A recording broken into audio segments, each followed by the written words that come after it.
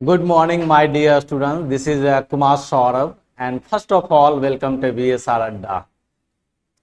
मेरे प्यारे बच्चों, हम लोगों ने पिछले क्लास में टेंस टॉपिक स्टार्ट किया था, जिसमें हम लोगों ने पढ़ा था कि टेंस किसे कहते हैं, टेंस के कितने टाइप्स होते हैं, टेंस का रिलेशन किससे होता है, टेंस कैसे बनता है। ये सब चीज़ों की जो डिस्कशन है हम लोगों ने पिछले क्लास में किया था। और पिछले क्लास में मेरे प्यारे बच्चों, मैंने एक बहुत ही बेहतरीन टेंस के स्टार्ट किया था, जिसे मैंने बोला था प्रेजेंट इंडेफिनिट टेंस। क्या बोला था बच्चों? Present indefinite tense. तो सबसे पहले पिछले क्लास में जो हम लोगों ने पढ़ा उसे एक बार देख लेते हैं। हम लोगों ने पिछले क्लास में पढ़ा था प्रेजेंट इंडेफिनिट टेंस। पिछले क्लास में हम लोगों ने पढ़ा था प्रेजेंट इंडेफिनिट टेंस। और प्रेजेंट इंडेफिनिट टेंस जो है वो यूज होता है परमानेंट एक्शन में। किस में यूज होता है सर? परमानेंट एक्शन में। पिछले क्लास में हम लोगों ने पढ़ा कि जो भी प्रेजेंट इंडेफिनिट होगा, जो भी प्रेजेंट इंडेफिनिट होगा वो यूज होगा परमानेंट एक्शन में। मतलब प्रेजेंट इंडेफिनिट जो है वो हमें परमानेंट सेंस देगा। क्या देगा बच्चों? परमानेंट सेंस देगा। और प्रेजेंट इंडेफिनिट का जो स्ट्रक्चर होता है वो हमारा बेसिक स्ट्रक्चर होता है subject plus verb first form plus object. ये किसके लिए होता है सर? ये होता है प्लूरल के लिए। ये किसके लिए होता है? प्लूरल के लिए। उसके बाद मैं बात करूं तो वो होता है subject plus verb first form plus S और ईएस प्लस ऑब्जेक्ट। ये किसके लिए होता है सर? ये होता है सिंगुलर के लिए। जैसा कि पिछले क्लास में मैंने आपको बताया था कि अगर सब्जेक्ट प्लूरल होगा तो वर्ब के साथ वर्ब का फर्स्ट फॉर्म आएगा प्रेजेंट इंडेफिनिट में। अगर सब्जेक्ट सिंगुलर होगा तो वो आएगा वर्ब का फर्स्ट फॉर्म के साथ एस और ईएस। ये जो स्ट्रक्चर है, ये स्ट्रक्चर किसके लिए है सर? तो ये स्ट्रक्चर है पॉजिटिव सेंटेंस के लिए। किसके लिए है सर? पॉजिटिव सेंटेंस के लिए। तो आप समझ सकते हो कि प्रेजेंट इंडेफिनिट का जो स्ट्रक्चर होता है वो इस तरह से होता है subject plus verb first form plus object plural के लिए, subject plus verb first form plus S और ईएस प्लस ऑब्जेक्ट सिंगुलर के लिए। और ये स्ट्रक्चर बना किसके लिए? तो पॉजिटिव सेंटेंस के लिए। और प्रेजेंट इंडेफिनिट का यूज कहाँ होता है सर? तो वो होता है परमानेंट एक्शन में। जैसे कि हम एक एग्जाम्पल से अगर समझना चाहे तो हम समझ सकते हैं मेरे प्यारे बच्चों। जैसे मैं बोलूं कि he goes school, you go temple. तो आप यहां पे देख सकते हैं गोज और ही कैसा है सर? Subject singular. तो आने वाला वर्ब क्या हो गया सर? Singular verb. मतलब वर्ब के साथ एस और ईएस जुट गया। यू कैसा सब्जेक्ट है सर? प्लूरल। कैसा सब्जेक्ट है सर? प्लूरल। आने वाला वर्ब क्या हो गया सर? वर्ब हो गया वर्ब का फर्स्ट फॉर्म। तो एक बात याद रखेंगे कि अगर सब्जेक्ट या डूअर है सिंगुलर तो वर्ब के फर्स्ट फॉर्म के साथ आ जाएगा एस और ईएस। इसी को हम लोग बोलते हैं सिंगुलर फॉर्म। अगर सब्जेक्ट या डूअर है प्लूरल तो सिर्फ और सिर्फ आएगा वर्ब का फर्स्ट फॉर्म। इस चीज को मेरे प्यारे बच्चों आप हमेशा ध्यान रखोगे। अब आपको पता ही है डूअर मतलब करने वाला होता है और सब्जेक्ट जिसके बारे में हम बात करते हैं, जिसके बारे में हम बात करते हैं। तो सिंगुलर सब्जेक्ट तो वर्ब के साथ एस और ईएस, प्लूरल सब्जेक्ट तो सिर्फ वर्ब का फर्स्ट फॉर्म। तो ये जो है कौन से सेंटेंस के लिए है सर? तो ये है पॉजिटिव सेंटेंस के लिए। किसके लिए? पॉजिटिव सेंटेंस के लिए। उसके बाद हम बात करते हैं निगेटिव सेंटेंस की। किसकी बात करते हैं सर? निगेटिव सेंटेंस की। तो निगेटिव सेंटेंस में क्या बात हुई थी सर? निगेटिव सेंटेंस में क्या बात हुई थी? तो निगेटिव सेंटेंस में बात हुई थी किसी भी सेंटेंस को निगेटिव बनाने के लिए हम नॉट का प्रयोग करते हैं। क्या करते हैं सर? नॉट का प्रयोग करते हैं। और नॉट जो है वो सब्जेक्ट प्लस हेल्पिंग वर्ब के बाद आता है। हेल्पिंग वर्ब के बाद क्या आता है सर? हेल्पिंग वर्ब के बाद आता है नॉट, और मेन वर्ब के पहले आता है। हेल्पिंग वर्ब के बाद और मेन वर्ब के पहले आता है नॉट। तो इस तरह से जो है हम लोग नेगेटिव स्ट्रक्चर को बनाते हैं। और जब हम सब्जेक्ट की बात करें तो यहाँ जो है सब्जेक्ट या डूअर आ गया। प्रेजेंट इंडिफिनिट के लिए जो हेल्पिंग वर्ब आएगा वो यहाँ पर आएगा डू। उसके बाद नेगेटिव बनाने के लिए नॉट। मेन वर्ब जो होगा वो वर्ब का फर्स्ट फॉर्म, और उसके बाद ये हो गया ऑब्जेक्ट। तो ये आप देख सकते हैं मेरे प्यारे बच्चों, सब्जेक्ट आ गया, डू आ गया, नॉट आ गया, वर्ब का फर्स्ट फॉर्म आ गया और ऑब्जेक्ट आ गया। अब ये जो वर्ब है ये वर्ब डू है, तो आप समझ सकते हो कि यहाँ सब्जेक्ट और प्लूरल जो है, सब्जेक्ट और डूअर जो है वो प्लूरल की तरह काम करेगा। किसकी तरह काम करेगा सर? प्लूरल की तरह काम करेगा। अगर हम सिंगुलर की तरह काम करना चाहें तो सिंगुलर की तरह कैसे काम करेगा सर? तो सिंगुलर की तरह काम करने के लिए सब्जेक्ट या डूअर सिंगुलर हो तो हम वर्ब के साथ एस और ईएस लगा देंगे। क्या करेंगे? एस और ईएस लगा देंगे, और उसके बाद नॉट लगा देंगे, उसके बाद वर्ब का फर्स्ट फॉर्म लगा देंगे, और उसके बाद ऑब्जेक्ट लगा देंगे। तो ये हो जाएगा हमारा किसके लिए स्ट्रक्चर सर? तो ये स्ट्रक्चर हमारा हो जाएगा हमारा सिंगुलर के लिए। क्यों? क्योंकि डू और डज के साथ यहाँ पे सिंगुलर फॉर्म की तरह काम कर रहा है।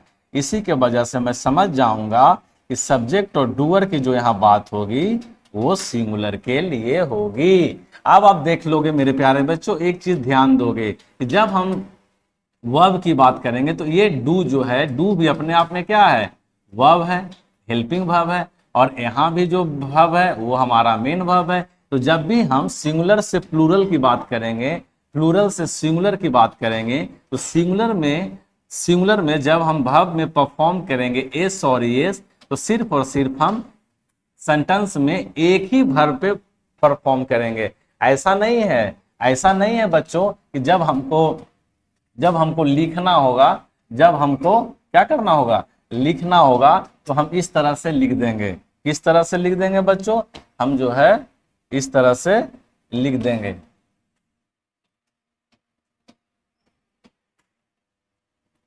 जब हमको लिखना होगा तो हम इस तरह से नहीं लिखेंगे बच्चों।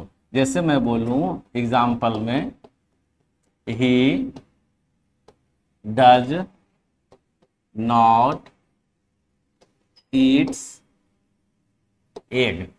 ही डज नॉट ईट्स एग। तो यहाँ पे आपको ध्यान देने की आवश्यकता है कि ही जो है वो अपने आप में सिंगुलर वर्ब है, और सिंगुलर के साथ डज जो है वो सिंगुलर वर्ब हो गया। ये नॉट जो है नेगेटिव बनाने की जरूरत पड़ी। यहाँ जो वर्ब है ये भी आपका वर्ब है। अब यहाँ जब आपने सिंगुलर के वजह से इस वर्ब में परफॉर्म कर दिया है एस और ईएस, तो इस वर्ब पे परफॉर्म करने की आवश्यकता नहीं है। इसका जो सही सेंटेंस होगा वो होगा मेरे प्यारे बच्चों, ही डज नॉट ईट एग। इस तरह से होगा। समझ में आ रही है?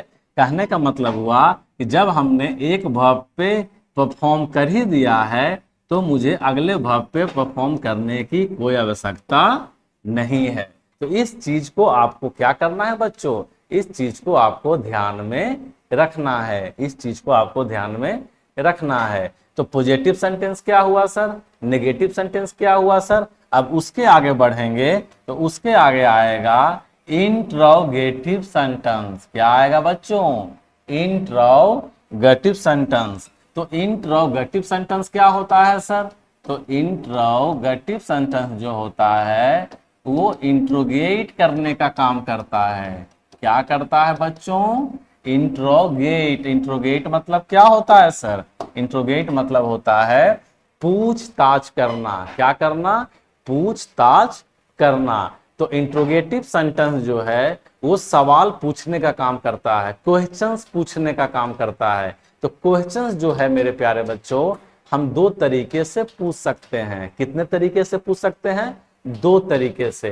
कौन कौन तरीके से सर? जैसे अगर मैं आपसे पूछूं कि क्या आपने लंच किया है, क्या आपने लंच किया है, तो आप में से बहुत सारे जो बच्चे हैं वो बोलेंगे हाँ, या फिर कोई बच्चे बोलेंगे ना। मतलब कुछ बच्चे जो है उनका आंसर होगा हाँ और कुछ बच्चे का आंसर होगा ना। तो इससे आप समझ सकते हैं मेरे प्यारे बच्चों कि एक ऐसा क्वेश्चन है जिसका आंसर जो है वो मुझे चाहे तो हाँ में मिलेगा चाहे तो ना में मिलेगा। अब जब मैं आपसे पूछूं कि अच्छा बच्चों आप लोग ये बताओ कि आपने जो है लंच में क्या क्या करके आए हैं, लंच में क्या क्या खा के आए हैं, तो अब ये जो सवाल का जवाब होगा वो सारे बच्चों का जवाब जो है वो अलग अलग हो जाएगा। क्यों बच्चों? क्योंकि कुछ बच्चे जो हैं वो बोलेंगे कि सर मैं चावल सब्जी खा के आया हूं, कोई बोलेगा सर मैं दाल रोटी खा के आया हूं, कोई बोलेगा सर मैं पूरी सब्जी खा के आया हूं, कोई बोलेगा मैं चाउमीन खा के आया हूं, कोई अंडा खा के आया हूं। तो ये क्या हो रहा है सर? यहाँ जो है आप लोग का जवाब जो है वो बिल्कुल औरों से सबसे अलग हो गया। क्या हो गया? अलग हो गया। तो हम कह सकते हैं कि क्वेश्चंस जो है हम दो तरीकों से पूछ सकते हैं। एक ऐसा क्वेश्चन जिसमें उसका जवाब हमें सिर्फ हाँ या ना में मिलेगा, एक ऐसा क्वेश्चन जिसका जवाब हमें हाँ या ना मिलके हमें ओपन मिलेगा, मतलब अलग अलग मिलेगा। तो आप यह कह सकते हो कि इंट्रोगेटिव सेंटेंस जो है वो भी टू टाइप्स का होता है। कितने टाइप्स का होता है सर? टू टाइप्स का। कौन कौन सा मेरे प्यारे बच्चों? तो जिसका आंसर हमें हाँ या ना में मिले, जिसका आंसर हमें हाँ या ना में मिले उसे हम बोलते हैं क्लोज इंडेड सेंटेंस। मतलब इसका आंसर हमें मिलेगा चाहे तो यस में चाहे तो नो में, और जिसका आंसर हमें यस या नो में नहीं मिलेगा मतलब अलग अलग मिलेगा उसे हम बोलेंगे ओपन एंडेड। सॉरी, उसका आंसर मिलेगा हमें ओपन, तो वो हो जाएगा ओपन एंडेड। तो आप मेरे प्यारे बच्चों ये चीज बता सकते हैं कि इंट्रोगेटिव सेंटेंस जो है वो इंट्रोगेट शब्द से बना है, और इंट्रोगेट मतलब होता है पूछताछ करना। और ये इंट्रोगेटिव सेंटेंस जो है हम पूछताछ जो है वो दो तरीकों से कर सकते हैं। एक तो जिसका जवाब हमें हाँ या ना में मिले, एक ऐसा क्वेश्चन, और एक ऐसे क्वेश्चन जिसका जवाब हमें हाँ या ना में ना मिलके लॉन्ग मिले। क्या मिले? लॉन्ग मिले, ओपन मिले, मतलब अलग अलग मिले। तो यहां आप कह सकते हो क्लोज एंडेड और ओपन एंडेड। तो क्लोज एंडेड का जो स्ट्रक्चर बनेगा मेरे प्यारे बच्चों वो बनेगा helping verb plus subject plus main verb plus object और क्वेश्चन मार्क। अब हेल्पिंग वर्ब के नाम पे क्या आएगा सर? हेल्पिंग वर्ब के नाम पे प्रेजेंट इंडेफिनिट के लिए आ जाएगा डू, सब्जेक्ट प्लस वर्ब का फर्स्ट फॉर्म प्लस ऑब्जेक्ट और ये क्वेश्चन मार्क।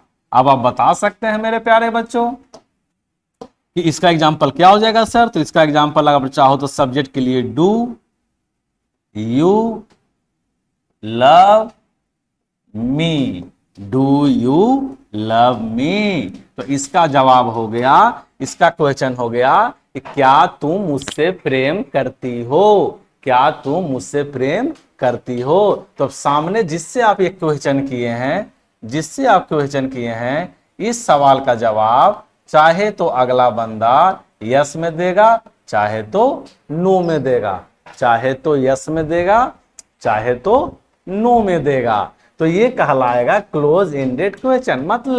मतलब हमको अगर लिसनर से, हमको अगर सुनने वालों से अगर आंसर हाँ या ना में चाहिए, किस में चाहिए, हाँ या ना में चाहिए, तो हम इस स्ट्रक्चर का प्रयोग करेंगे। मतलब helping verb subject plus main verb plus object, और प्रेजेंट इंडेफिनिट में हेल्पिंग वर्ब के नाम पे आ गया डू, यहां हो गया सब्जेक्ट जिससे हम सवाल करेंगे, उसके बाद मेन वर्ब, उसके बाद ऑब्जेक्ट। जैसे do you love me, do you love me. अब डू यू लव मी का मतलब तो सभी को पता है, सभी लोग समझते हैं। तो उसके बाद ये तो समझ में आ गया बच्चों।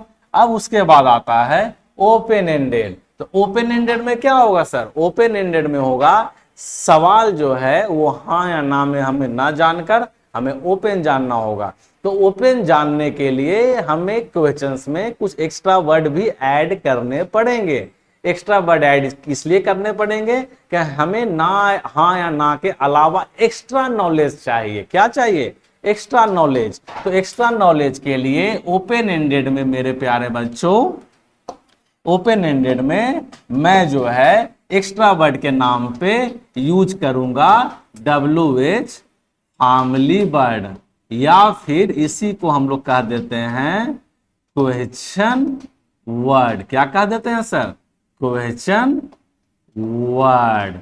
अब आप सभी को पता है कि ये क्वेश्चन वर्ड क्या होते हैं सर। तो आपको पता है ना क्वेश्चन वर्ड, जिसे हम लोग वोट बोलते हैं, जिसे हम लोग हु बोलते हैं, जिसे होम बोलते हैं, जिसे हाउ बोलते हैं, जिसे विच बोलते हैं। ऐसे बहुत सारे वर्ड हैं मेरे प्यारे बच्चों जो WH फैमिली या क्वेश्चन वर्ड के अंतर्गत आते हैं।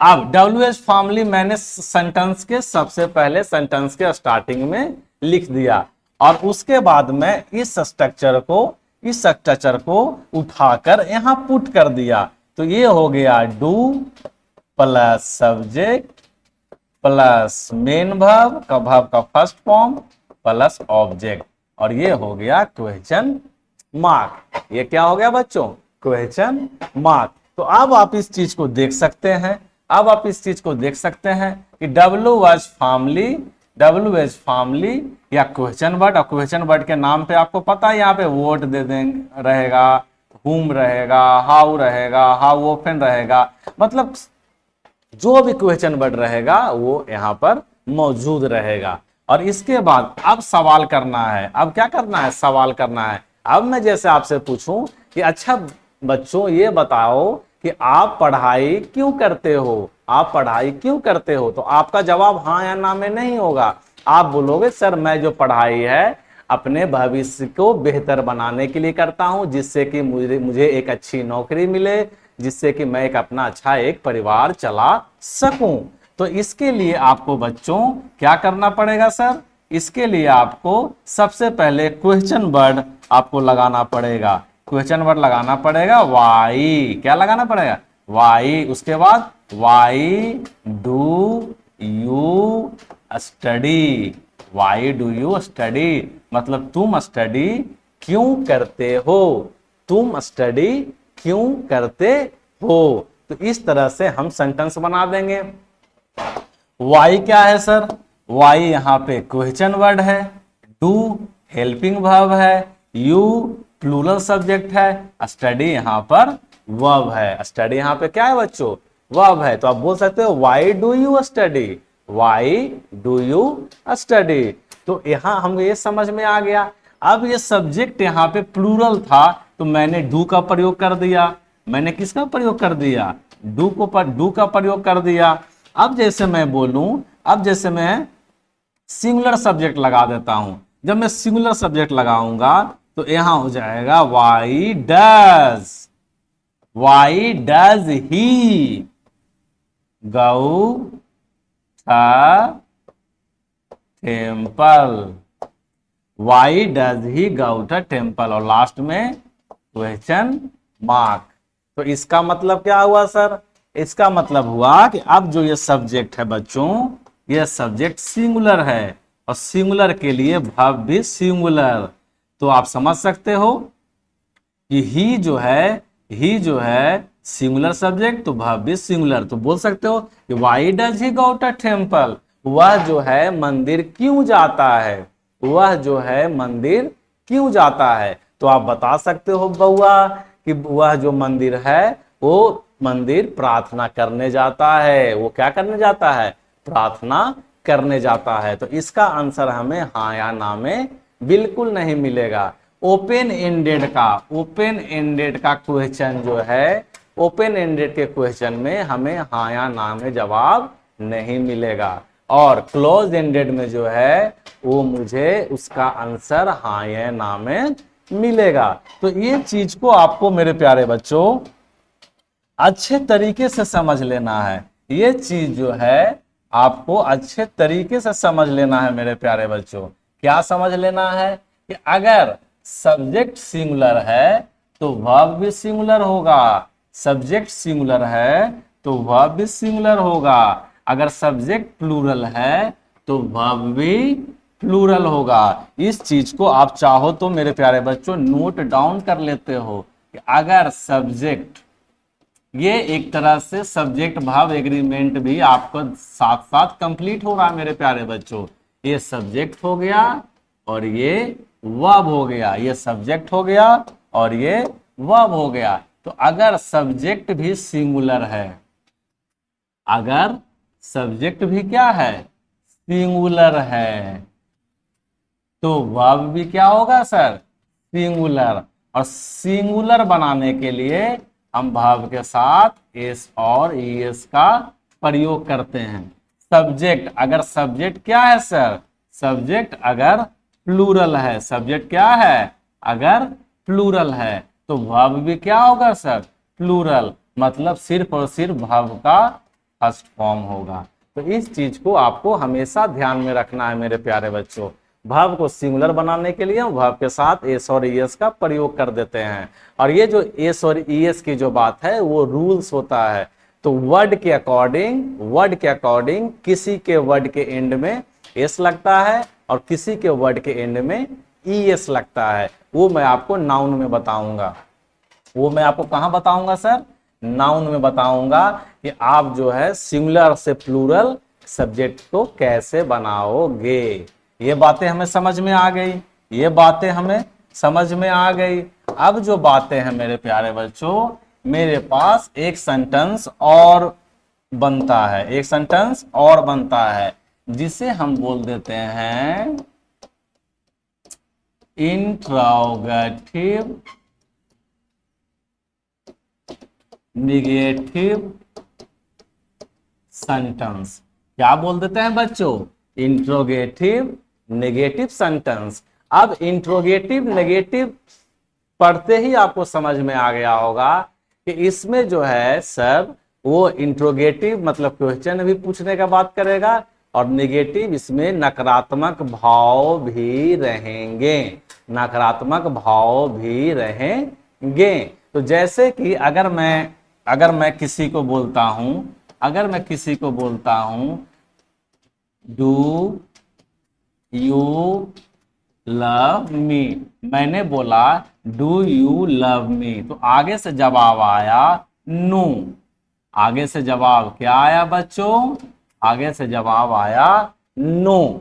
तो जब आगे से जवाब नो आ रहा है तो अब आप पूछने की, जानने की इच्छा रखोगे ना कि आखिर क्यों नहीं, आखिर क्यों नहीं, ऐसी क्या बात है जिससे कि तुम हमसे प्रेम नहीं कर सकती हो? क्या हम दोनों जो हैं, हम दोनों का कास्ट जो है वो सेम नहीं है? क्या इंटर कास्ट है? क्या वजह है वो तो बताओ। या फिर मेरी बेरोजगारी के वजह से, तो आप क्या कहोगे, आप हमेशा वजह जानने की कोशिश करोगे, वजह जानने की कोशिश करोगे। कहने का मतलब हुआ कि आप जो है आंसर जानने की कोशिश करोगे, और उसमें इंट्रोगेटिव भी रहेगा और निगेटिव भी रहेगा। तो इंट्रोगेटिव के लिए, ओपन एंडेड के लिए आपको जो है सबसे पहले क्वेश्चन वर्ड आएगा, उसके बाद सर हेल्पिंग आएगा, उसके बाद सर सब्जेक्ट आएगा, उसके बाद सर नॉट आएगा, उसके बाद सर वर्ब का फर्स्ट फॉर्म आएगा, और उसके बाद ऑब्जेक्ट या क्वेश्चन मार्क आएगा। तो आप देख सकते हैं मेरे प्यारे बच्चों, क्वेश्चन वर्ड, क्वेश्चन वर्ड। तो क्वेश्चन वर्ड में आपको पता ही है कि जो भी क्वेश्चन वर्ड होगा, व्हाट, हु, whom, ये सब कुछ क्वेश्चन वर्ड आते हैं। हेल्पिंग वर्ब के नाम पे डू या डज आ जाएगा। उसके बाद सब्जेक्ट आ गया, सेंटेंस को नेगेटिव बनाया, यहाँ पे वर्ब का फर्स्ट फॉर्म मेन वर्ब आ गया, और ये ऑब्जेक्ट आ गया। तो आप देख सकते हो कि इंट्रोगेटिव सेंटेंस में मेरे प्यारे बच्चों ये ध्यान रखने की बात है कि नॉट जो है वो सब्जेक्ट के बाद और मेन वर्ब के पहले आता है। इससे आप याद रखिएगा, आप ऐसी गलती ना कर दीजिएगा कि आप हेल्पिंग वर्ब के बाद आप नॉट लगा दिए। जैसे कि एग्जांपल से हम समझेंगे, अगर मैं बोलूं why do you not, why do you not love me, why do you not love me, why do you not love me कहने का मतलब क्या हुआ सर, कि तुम मुझसे प्रेम क्यों नहीं करती हो, तुम मुझसे प्रेम क्यों नहीं करती हो। तो उसके लिए जो है हमने इस स्ट्रक्चर को तैयार किया। तो जब मैं नॉट की बात करूं प्यारे बच्चों, किसकी बात करूं, नॉट की बात करूं, तो नॉट जो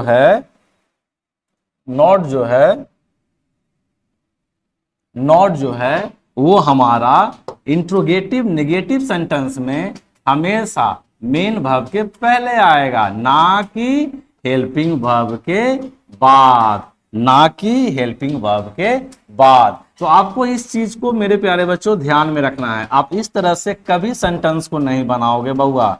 किस तरह से sir, why do not you love me, आप इस तरह से सेंटेंस को कभी नहीं बनाएंगे, बिल्कुल नहीं बनाएंगे। यह जो है आपका पूरी तरीके से गलत है, पूरे तरीके से रॉन्ग है। तो हमारी जो स्ट्रक्चर बनेगी वो इस तरह से बनेगी। और यहाँ आप देख सकते हैं बच्चों कि सब्जेक्ट कैसा है सर, सब्जेक्ट यहाँ पे प्लूरल है सर। तो सब्जेक्ट प्लूरल तो वर्ब भी प्लूरल, सब्जेक्ट प्लूरल तो वर्ब भी प्लूरल, सब्जेक्ट सिंगुलर तो वर्ब भी सिंगुलर। अगर मैं यहां सिंगुलर सब्जेक्ट लिख दूं, अगर Y does he not, Y does he not क्या सर, गो टू स्कूल, वह जो है स्कूल क्यों नहीं जाता है, वह जो है स्कूल क्यों नहीं जाता है। तो वह स्कूल मेरे प्यारे बच्चों क्यों नहीं जाता है, इसका जवाब आप हाँ या ना में नहीं दे सकते हो।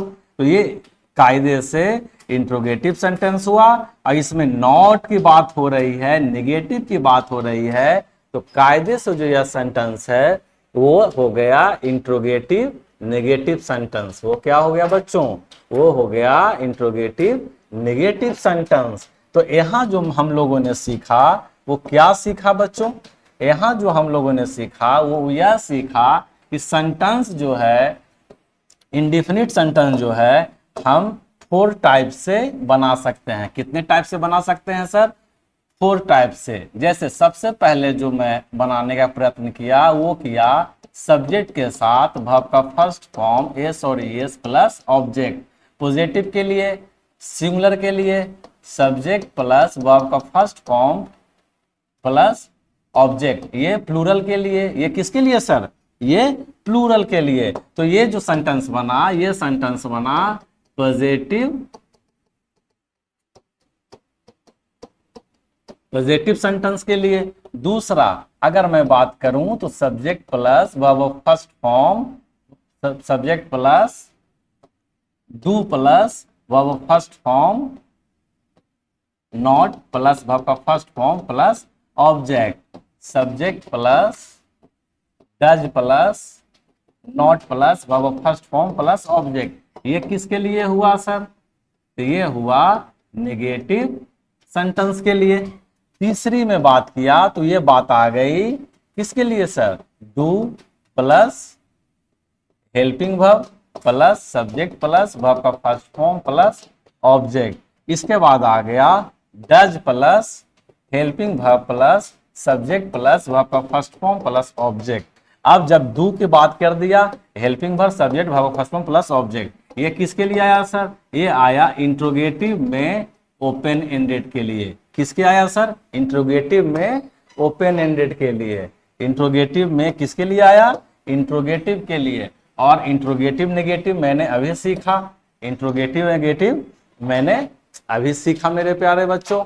तो मैं आपको बतला दूं कि प्रेजेंट इंडेफिनिट टेंस जो है, प्रेजेंट इंडेफिनिट टेंस जो है वो परमानेंट एक्शन को शो करता है। वो किसे शो करता है मेरे प्यारे बच्चों? परमानेंट एक्शन को शो करता है। और उसकी बेसिक स्ट्रक्चर जो है हम लोगों ने सीखा कि वो जो है पॉजिटिव सेंटेंस में प्रेजेंट इंडेफिनिट सेंटेंस कैसे ट्रांसफॉर्म होगा, प्रेजेंट इंडेफिनिट टेंस का स्ट्रक्चर नेगेटिव सेंटेंस में कैसे ट्रांसफॉर्म होगा, इंट्रोगेटिव सेंटेंस कैसे ट्रांसफॉर्म होगा और इंट्रोगेटिव नेगेटिव सेंटेंस कैसे ट्रांसफॉर्म होगा। तो आप इस तरह से बिल्कुल बेसिक से समझ सकते हैं कि मैं बोलूं सेंटेंस, आप एक बार देख लो। अगर मैं बोलूं he goes to school, he goes to school, he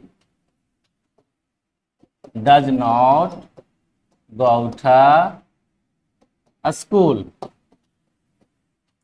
does he go to school, why does he go to school, why does he not go to school। तो आप मेरे प्यारे बच्चों अब ये सारे सेंटेंस जो लिखे हुए हैं आप बहुत ही आसानी से समझ सकते हो, बहुत ही आसानी से आइडेंटिफाई कर सकते हो, बहुत ही आसानी से पहचान सकते हो। क्या पहचान सकते हो? कि ही गोज टू स्कूल की जब मैं बात कर रहा हूं तो यह सर पॉजिटिव सेंटेंस है। He does not go to school negative sentence है। Does he go to school वो क्लोज एंडेड है। Why does he go to school open ended है। Why does he not go to school ये interrogative negative sentence है, interrogative negative sentence है। तो इस तरह से मेरे प्यारे बच्चों आप बिल्कुल आसानी से और आसान तरीके से ये सारे सेंटेंस को अब आप इजीली ट्रांसफॉर्म कर सकते हैं और इजीली आइडेंटिफाई कर सकते हैं। तो यहां तक जो था मेरे प्यारे बच्चों मैंने प्रेजेंट इंडेफिनिट का एक बेसिक नॉलेज लिया, बेसिक कॉन्सेप्ट को जाना। अब इसके बाद जो अगला टॉपिक आता है वो आता है मेरे प्यारे बच्चों use of the simple present tense, use of the simple present tense. तो यहां है कि प्रेजेंट टेंस का हम प्रयोग कहां कहां करेंगे। हम जो है प्रेजेंट इंडेफिनिट टेंस का, किसका? प्रेजेंट इंडेफिनिट टेंस का, सिंपल प्रेजेंट टेंस को ही प्रेजेंट इंडेफिनिट टेंस भी बोलते हैं। तो प्रेजेंट इंडेफिनिट टेंस का हम मेंशन कहां कहां करेंगे। तो भैया इसको समझने के लिए, इसको जानने के लिए आपको नेक्स्ट क्लास को देखना होगा, क्योंकि आज जो है हम आपको यहीं तक पढ़ाएंगे और इसके आगे की क्लास जो है मेरे प्यारे बच्चों, इसके आगे की क्लास जो है हम नेक्स्ट क्लास में डिस्कस करेंगे। तो तब तक के लिए मेरे प्यारे बच्चों आप सभी से हम इजाजत लेते हैं। तब तक के लिए थैंक यू वेरी मच। और वीडियो को देखिए, समझ में आया तो लाइक कीजिए, शेयर कीजिए और अगर नहीं समझ में आया तो उसे कमेंट कीजिए मेरे प्यारे बच्चों। और ज्यादा से ज्यादा जो है वीडियो को शेयर भी करने का कोशिश कीजिए। तब तक के लिए मेरे प्यारे बच्चों thank you very much, bye bye.